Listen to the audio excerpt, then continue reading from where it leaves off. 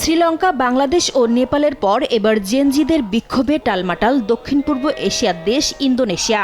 স্থানীয় সময় সোমবারও অর্থনৈতিক চাপ, জ্বালানির মূল্যবৃদ্ধি আর সরকারি ব্যয় নিয়ে ক্ষোভে ফুঁসে ওঠে দেশটির শিক্ষার্থীরা। প্রধান সড়ক অবরোধ, টায়ারে আগুন যেন দেশটিতে নিত্যনৈমিত্তিক ব্যাপার হয়ে দাঁড়িয়েছে।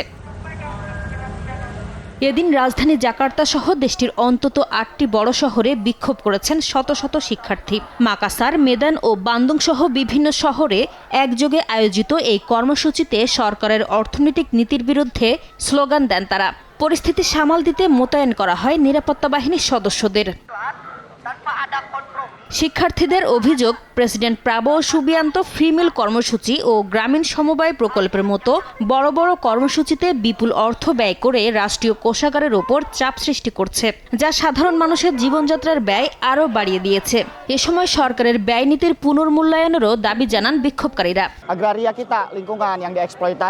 আমরা রাষ্ট্রীয় অর্থের অপচয়ের বিরুদ্ধে প্রতিবাদ করছি। একই সঙ্গে কৃষি জমি ও প্রাকৃতিক সম্পদের শোষণেরও বিরোধিতা করছি। আমরা চাই সরকার লোভ নির্ভর নীতি থেকে সরে আসুক।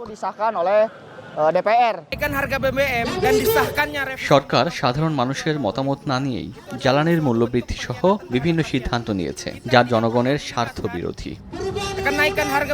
ইরান যুদ্ধের কারণে বিশ্ববাজারে তেলের দাম বেড়ে গেলেও এতদিন ভর্তুকির মাধ্যমে জ্বালানির দাম স্থিতিশীল রেখেছিল ইন্দোনেশিয়া সরকার। তবে প্রেসিডেন্ট প্রাবোর উচ্চাভিলাষী ব্যয় পরিকল্পনার কারণে বাজেটের উপর চাপ বাড়তে থাকায় গত সপ্তাহে জ্বালানির দাম উল্লেখযোগ্য হারে বাড়ানো হয়। তার জেরে বিক্ষোভ শুরু করেন দেশটির শিক্ষার্থীরা। নাসরিন রুমি, সময় সংবাদ।